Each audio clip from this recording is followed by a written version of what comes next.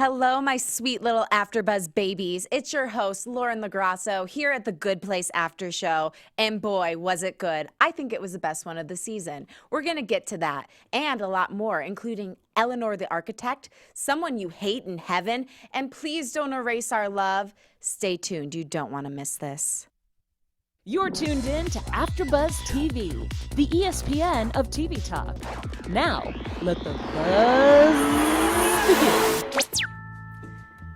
Hello, and welcome to the Good Place After Show. This song makes me sad now, knowing that it's over for a while. I know. Well, you could just play it on repeat over and over and over Oh, that would drive again. me crazy. It's a nice little tune. It's very little. It's very short. Something I've noticed about TV shows these days is there used to be this long song at the beginning of a TV show. Like back in the day, it would literally narrate the plot of the entire series. But now it's just these little sound bites, and it's interesting. I guess it speaks to our shortened attention span. Yeah, Netflix even has that feature where you can click skip the intro. Yes. It doesn't pop up, though, for The Good Place because it's already short enough, I think. Right, yeah, for the It's really about short 2 ones. seconds. If you skip it, you've got a problem.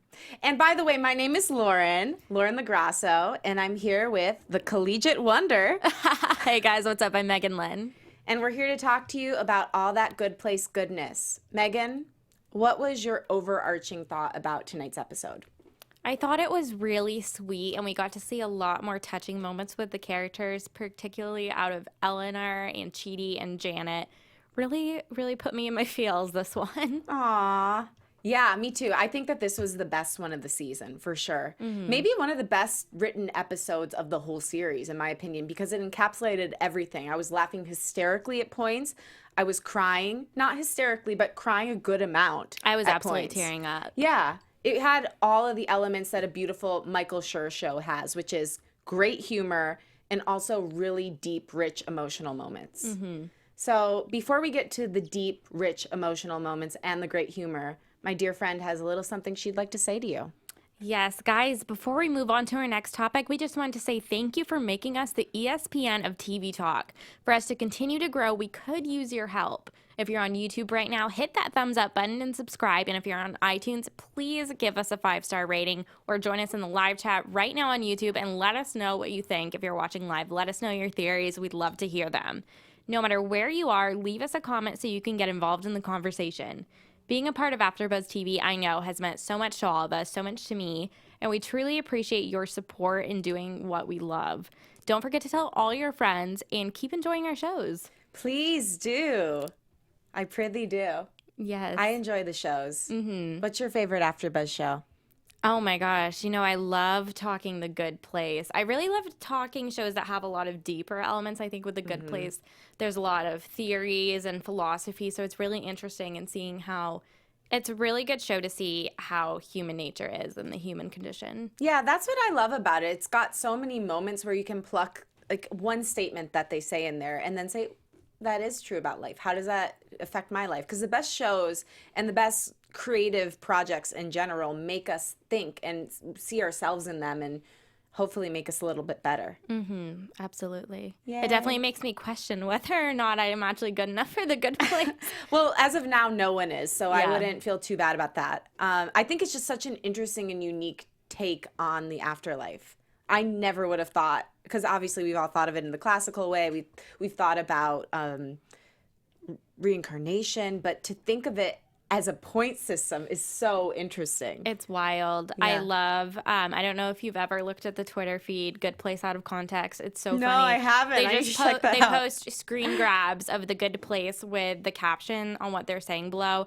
And it's absolutely hysterical when it's out of context. But the cover photo on the Twitter feed, you should looking it seriously up. go look at them if you watch The Good Place. If you're caught up, because there are spoilers. But the cover photo is the initial orientation video they show you when you get to The Good Place and what earns the most positive and negative points. And I think going for the New York Yankees is like negative 2,000 points or something, which made me laugh because I'm a Red Sox fan. So there's really intricate, nice details in there, which is another thing I love about this show. Yeah, it's great. It's very multi-layered. So the first thing we want to talk about is Eleanor the Architect. So we open it up on a site we've seen a lot of times, which is Michael sitting at the desk, but Eleanor's there. That's not something we usually see, pep talking him.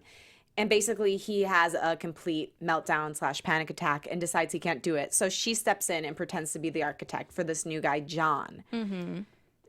When you saw this happening, did you think that she could keep up the charade? Because now this is going to have to keep going on for years.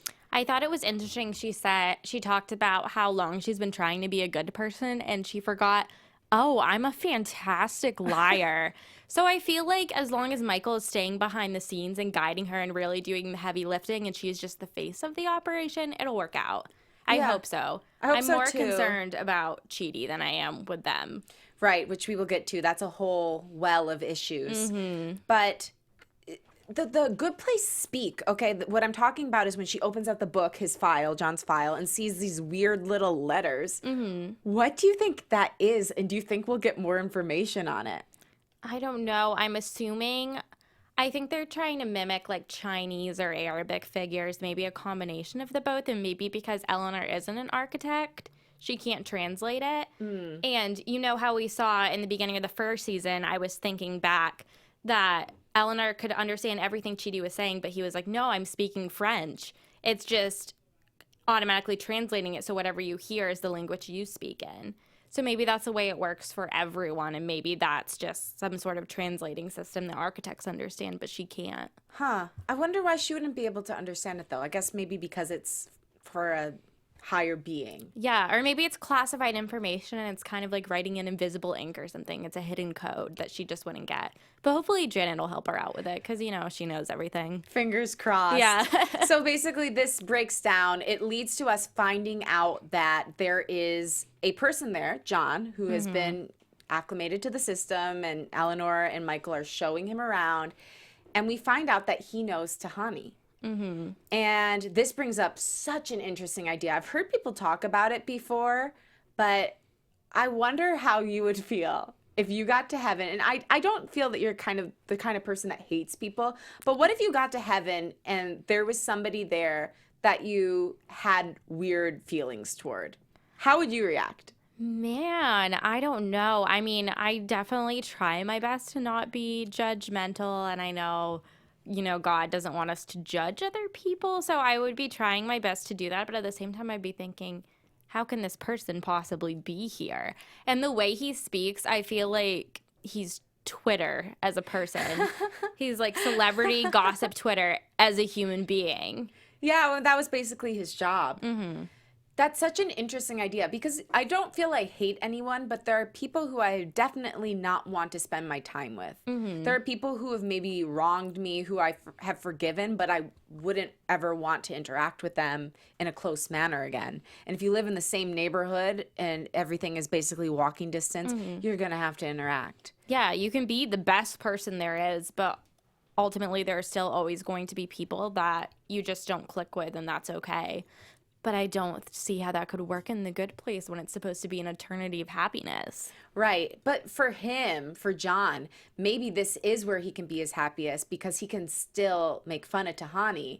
But for Tahani, it's hell. And it will make her job all that much harder to be a good person to him. Mm-hmm. But if she can pull it off, greatest scam of the century. Yes, such a good scam. Really good one. It makes Shout me out to Kevin Undergaro, who is the inventor of a great scam.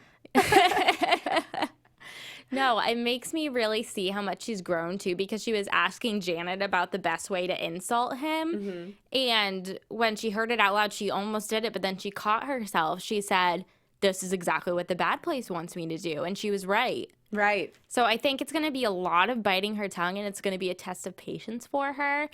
I think she'll definitely slip up from time to time, but hopefully she'll be able to endure. She will. I think she will. There was a bigger issue that stepped in, though. Not only is there a mean gossip columnist who Tahani knows and does not like, but there's Chidi's ex, which really throws a wrench in the Eleanor Chidi love situation that we thought we could just sail on down the road with. Everything was going to be perfect. I don't know why you'd be sailing on a road, but you would, because this is an alternate reality, so you can sail on a road in heaven, I think. Mm-hmm. And so we thought that they were going to be good to go and that their love was just going to be a steady path, but no. That's not how television works, folks. So something had to break them up, and it looks like Simone. I forgot her name for a minute. Is the person. No, we haven't seen her for a while, so it's Yeah. interesting that they brought her back. But their relationship was so messy. Chidi practiced breaking up with her virtually maybe 50 times. Sucked every single time at breaking up with a girl. Like, it was horrible. And when he finally did it, he just blurted it out of his mouth. And I find it hard to believe, even though they did wipe her memory, that she won't have some sort of like subconscious knowledge of who he is. I think he will and she will, because every time Eleanor and Chidi have been placed together, they found their way back to each other. I mean, they say you remember everything that's ever happened to you because we use such a small amount of our brain. So who knows how that applies to the afterlife after your memory's been wiped. Very interesting. Yeah, it's almost like that idea that you can't dream up someone during a dream that you haven't seen in real life before. Even Is that if it true? Yeah, that's some weird that's psychological scary. thing. Like, your brain isn't able to make up faces, so it might just be someone you pass by in the grocery store or something like that. What? Yeah, it's Now crazy. I'm really scared of my scary dreams. I mean, if you're having dreams about monsters or something, I'm sure I've that's seen not the true. monster in real life. I don't think for creatures it works like that, but for human faces it What does. the fork? Yeah, pretty forking scary. Pretty forking scary. So this whole wrench in the situation of Simone being back, you know, we find out that it was the doing of Sean, the devil. And the judge says she will allow it, but she will allow it with a caveat that they can erase Simone's brain and memory, which we just talked about. Yeah. So the next topic is please don't erase our love. And I'm not talking about Simone and Chidi. I'm talking about Chidi and Eleanor, obviously. Oh my gosh. Which this is absolutely heartbreaking. And I think it's right. When it first happened, we were watching the show together. And I'm like, what? I said what out loud. No, I'm like, Chidi, can you please just like pull it together and stop freaking out because you're stressing me out right now. I think your exact quote was, well, that's a little dramatic. No, it is a little dramatic. I'm like, can you handle being around your ex and not slipping up? Realistically, knowing him, he probably can't. Like, even at this point, Probably he's not. rubbed off on Michael, and Michael can't be in front of humans right now because he's so stressed out. He's like sitting in the corner of his office, barely able to speak. Like, Everyone I mean, is it's hard really to be overacting alive. here. Yes, I agree. But it is, I feel for them. It's hard to be alive. It's so complicated. There's so many things we have to deal with on a daily basis. It's a wonder that we're all just walking around, okay, most of the Yeah. time. Semi-okay, at least. Yeah, thank God I got out of bed this morning. I know, you did did the it. things. Really, I mean, there's something to be said for just getting up every day and putting your best foot forward and being kind to your fellow human being and being kind to yourself as much as you can be. We don't give people enough credit for that. It's tough. I know. It's a miracle that Jason's even pulling it off in the good place still my because, gosh. oh man. He's in the best place, though, because I think being a little dumb actually gives you an advantage to not having to feel the pains of life as much. Yeah, When it's like you're- emotional cushioning. Right. When you're extremely, not to say I am, but when you're extremely intelligent, whether that's literal intellect or emotionally intelligent, it makes it a lot harder to It makes you exist. cheaty. Yeah. Yeah, I could Because never. you overthink every situation, every decision, every scenario, and every relationship that you have in your life. And I think it's pretty marvelous, actually, to kind of put it on the flip side and defend him that he was able to come to such a quick, selfless decision that his brain has to be erased in order for him to continue with this. Yeah, I agree. I do. At first I said what, and you said, well, that was a little dramatic. And we were both in agreement there. But then as we watched the episode, I realized he did make the right decision. But my question is, now that he's going to erase his memory, how is Eleanor going to deal with that? And won't there be repercussions and ripple effects from her remembering him and him not remembering her? Can they ever be together now that she has that leg up and she remembers everything that happened? I don't know. And it also makes me worry that Simone's in the mix now because if Chidi and Eleanor always found each other, who's to say they won't again? Right. And they're so similar to each other, and I do like Chidi and Eleanor together better. But I don't know. I don't know. Here's what I think. I believe in different kinds of soulmates for different times. I don't think there's one. I think we have many soulmates. And I think that Eleanor and Chidi are a special kind of soulmate called a twin flame soulmate, where you're like two, basically it means you're literally two puzzle pieces that were meant to fit together. Wow. But then there are also soulmates that are like, you're still soulmates and you're meant to know each other, but it's not that one special person. Like there are once in a while you do find a one. I have a few friends who I know are with their one, but I don't think everybody gets that. And I think Chidi was extremely lucky to have two of those in his lifetime, two soulmates in his lifetime. But I think ultimately my hope is that his love with Eleanor will prevail. Me too. That's terrifying to think that you'll never end up with the right person. But maybe it is the right person, because sometimes, and when I was your age, I thought there was one soulmate. And I think it's different for every person.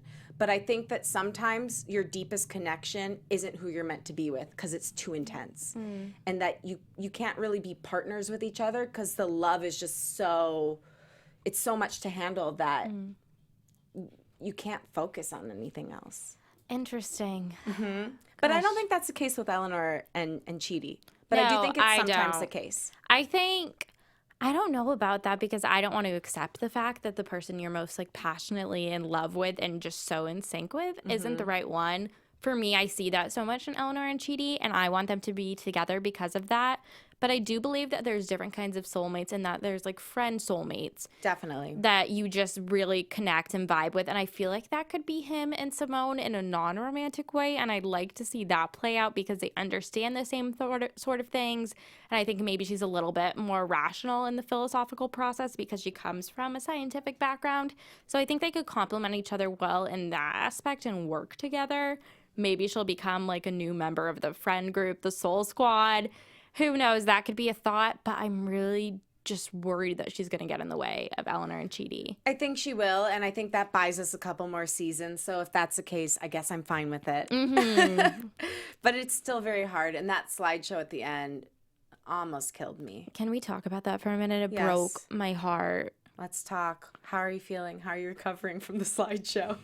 I feel like somehow I'm living vicariously through their relationship because at first I would have never guessed that they would have gotten together, even though it's very stereotypical for a show like that to put random people together in one group and they all end up dating each other. We've seen it in Friends. We've seen it in every other classic sitcom, right?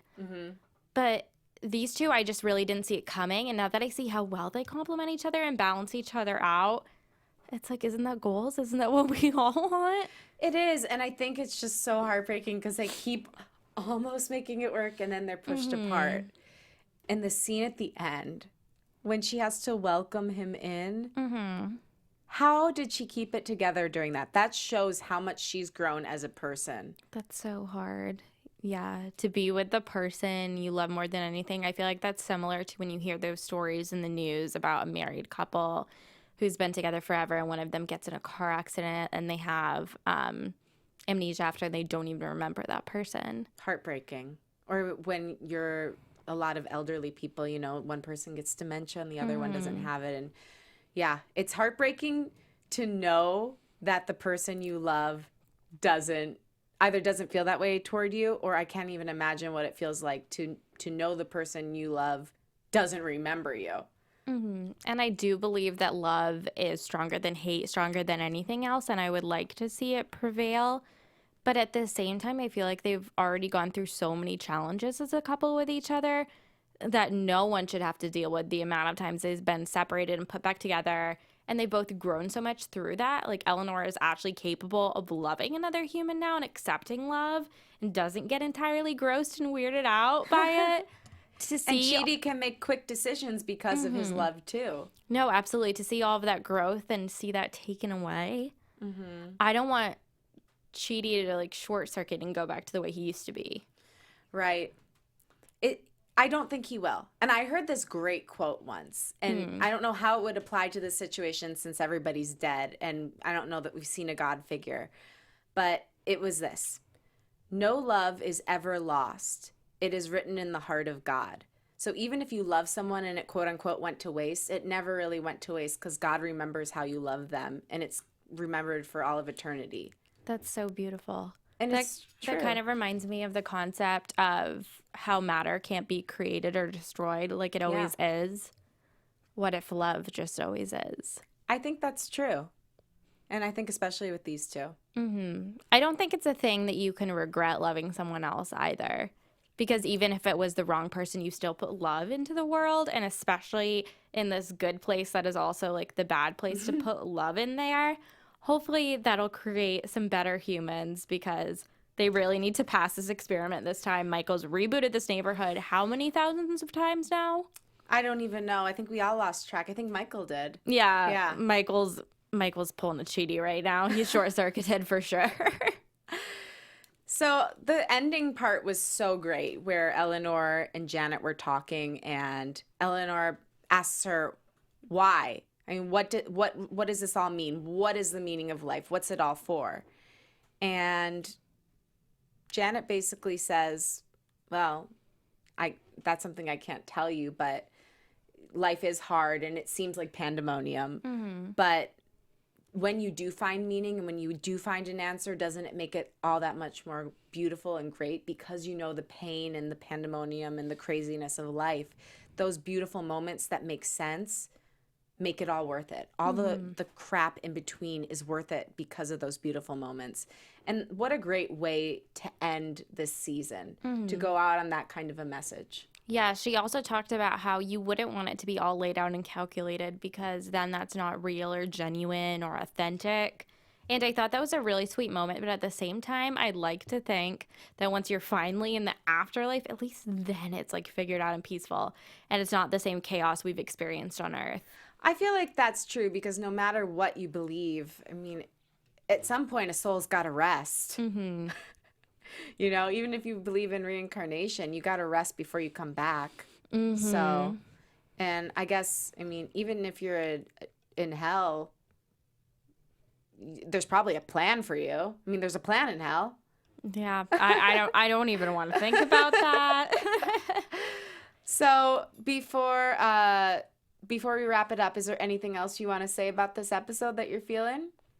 I'm feeling really emotional and just overthinking my entire existence, which is what the show does to me every single week. But I don't know, maybe I'll finally be able to just exist as a normal human for a couple weeks/months. Right. Unless you decide to rewatch and binge the entire series, because I think it's on Netflix. No, all of my friends and family who don't watch the show, I'm like, you need to. It's brilliant. Yeah, definitely. It is a beautiful show. I might try to get into Brooklyn Nine-Nine in the off season because it's also a Michael Schur show, and I'm a huge fan of his work. Yeah, Cal Oberg in the chat says that they love The Good Place and also enjoy God Friended Me. Oh, I'll check that out. That's another one. I feel like that's a Fox show. I'm not sure, but hey, Cal, let us know.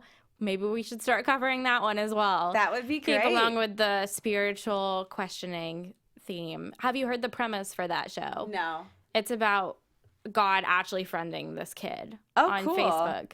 So yeah, there's a lot of interesting shows on now with that God in a non-stereotypical way dynamic, which is another thing I like about The Good Place is it doesn't really have the central figures you think about in the afterlife. I'm still not sure who the judge is, if we're supposed to consider the judge as God. Oh, I didn't think about that, but that would make a lot of sense. I hope we get to see more of her in the next season, fingers crossed, because she is definitely one of my favorite elements of the show. She's great. She's great. It's interesting. She's so dry, you know? It's but then so she has her funny. weird moments, her little saucy moments where she's Yeah. eating a burrito. So let's get to our Chalk It Up to Chidi segment. We had one reference. It wasn't made by Chidi. It was made by Eleanor and Janet, and it was about Paradise Lost. And they talked about pandemonium, which is in the book Paradise Lost. The center of hell is pandemonium, meaning the place of all demons. And, you know, I don't know. That really didn't mean that much to me. Did it mean anything to you? I thought it was interesting because I'm Christian, I read the Bible, and it talks about how you can't be a friend of the world and a friend of God because the world isn't of God, which is so interesting because you think about how God created the world, but at the same time, this is a place where the devil can like interact with our lives and screw things up and things aren't perfect. And in this fake good place, that's exactly what we see because it has the facade of perfection, but it's really not. So I thought that was interesting. And definitely in all of the mess, like Eleanor and Chidi were able to find that peace, that meaning in life or afterlife, I guess. So I guess that was Might all be the same. Who knows? I don't know. That was my big takeaway from it, is that even if everything's crazy around you, there's still that one thing that centers all of us and makes it worth it. I like it. Yeah. I'll take it. I didn't know what they were talking about. I'll be honest. So should we do some news? Yes. Let's do a little news. So excited. Yes, The Good Place is officially picked up for a season 4. Not quite sure on the episode count yet. Praise so excited. God. Praise the judge. Praise God. Praise Ted Danson. I freaking love him. I do too. So forking much. But yeah, so they're the only other show that NBC has officially renewed besides Will and Grace for the 2019-2020 season. Good choice. Yes, great choice. No word yet on how many episodes we'll get or when that'll be coming out, but hopefully sooner rather than later. I feel like 12 was so few. Yeah. Sitcoms traditionally do about 20 to 24 episodes a season. Yeah. Why so few? Good Place? Why? I know. I also don't understand the mid-season finale concept other than to draw it out, especially when they only dropped 3 episodes once they came back on this month. Yeah, they only dropped 3 episodes and they were only gone for what, a month? Mm-hmm. It was very weird. That seemed like a little fake out. Just call it what it is. We need a small break and we'll be back with just a few episodes. I'd rather have it be clear and true. No, absolutely. But I want more. Give me more of this Janet wisdom. Give me more Chidi and Eleanor, please. Give me more of the judge. I love her. Give me more funny swear words that aren't really swear words. I need more of them because there's so many fun examples and I can only think of Sheridan for. What did she say about, it was cock block, but that cork blork? Was that it? Yeah, that was it. That was cute. But there's so much I'm looking forward to. I don't know how I can deal with the show not being on for a little bit. I know, it's so hard. It is kind of like a break. I'm not going to say a breakup, but it gets erased from your life for a few months. You're so close with this entity, and then it just goes away, and a piece of your life is amputated. And it's, how are you supposed to keep in touch while... It's deep. Yeah, it's very difficult. I don't know. I because I'm such a huge fan of The Office, which is also a Michael Schur show. I'm in this Office fan group on Facebook, and it's so much fun. No way. Maybe we need to join something like that. Let's start the Twitter. one. Maybe we should. Yeah. It's a good way to kind of keep your passion going when the show's off air. No, we absolutely should. I love that. Yeah. Following us is also a great way to keep the show going because we love talking about it. That's true. Yeah. Where can they find you again? I'm at Megan Lynn TV on Twitter and Instagram. I love retweeting the No Context Good Place stuff too. And I'm definitely going to have to keep updating and sharing when the show's going to be back on. Please do. And we should probably make some predictions about the next season, right? Oh, yeah. Let's do it. And now, your AfterBuzz TV predictions. They really left us on a cliffhanger here. Not a super dramatic one, but a bit of a heartbreaking one. Like, it's really pulling on my heartstrings here. It was dramatic for me. So I'm predicting a love triangle. Absolutely not looking forward to it, but there 100% needs to be a love triangle with Simone, Chidi, and Eleanor. That's definitely going to happen. Oh. I think They should do the song from Aida where they're all singing. It's like, oh. Side note, musical theater nerds, you're going to love that one. You have no idea what I'm talking about, but it's a good reference. Thank you. I also think The Bad Place isn't done interfering in this fake good place. Definitely not. What about They're you? going to be all up in there. I agree with you on the love triangle. I think that Tahani is going to end up making John a good person and come to his senses, but there's going to be a lot of funny hijinks in between that. I'm really interested to see who is going to be brought to torture Jason and who is going to be brought to torture Eleanor, although it kind of seems like the situation with Eleanor is enough torture, but if the bad place has already picked those people, then there could be another person that is her worst nightmare there. So that will be interesting. I wonder if they'll also wipe those people's memories or if they'll let them have the same memory. Yeah, I'm also looking forward to meeting some of these new 321. How many people Janet created? Because we haven't really gotten to know them yet. I'm so interested. I understand. It's kind of strange that she had to create people. Well, because it wouldn't be fair if they Right. were citizens of the good place or of the bad place. Oh, right. It's true. It's true. That would be imbalanced. Imbalance. We're all It about would be a balance. biased good place. We don't need that. We need absolute truth and nothing but the truth. Okay, Chidi. Just searching for the absolute truths in my life. That'll drive you crazy. So we're not going to do that. You know, life is really about the gray area for the most part. There's very few absolutes, which is what's frustrating and beautiful. And with that, tell the people again where they can find you and whatever you want to tell them to send them off for a good summer. Oh my gosh. Because we're not going to see them till the fall on this show, right? Really? I was really hoping they'd drop it in the spring. But Well, that would be great. I don't know. Fingers crossed that we see you in the spring for blooming flowers and the good place. Yeah, I hope so. Fingers crossed, but we'll keep you guys posted. You can find me at Megan Lynn TV on Twitter and Instagram. Come chat with me about the good place. Fun. And I'm Lauren LaGrasso. It's been a pleasure to be with you. I know I've only been here a few episodes, but I enjoyed every second of it. You're great viewers and friends. I look at you as a friend. And you can find me at Lauren LaGrasso on Twitter, Instagram, and Facebook. I also just launched a consulting company today, so if you have any media questions or music questions, check out at SL Consulting on Instagram. Had to think about that one for a minute. And I'll be launching a podcast coming up in February. It's going to be called Unleash Your Inner Creative, and it's all about incorporating more creativity into your day-to-day life. So please look for it on Apple Podcasts. Rate, review, and subscribe. Rate, review, and subscribe this show. Support AfterBuzz the way we support you. We love you so much. We appreciate you. And have a great forking night. Yeah. Our founder, Kevin Undergaro, and me, Maria Menounos, would like to thank you for tuning in to AfterBuzz TV. Remember, we're not just the first, we're the biggest in the world, and we're the only destination for all your favorite TV shows. Whatever you crave, we've got it. So go to AfterBuzzTV.com and check out our lineup. Buzz you later. The views expressed herein are those of the hosts only and do not necessarily reflect the views of AfterBuzz TV or its owners or principals.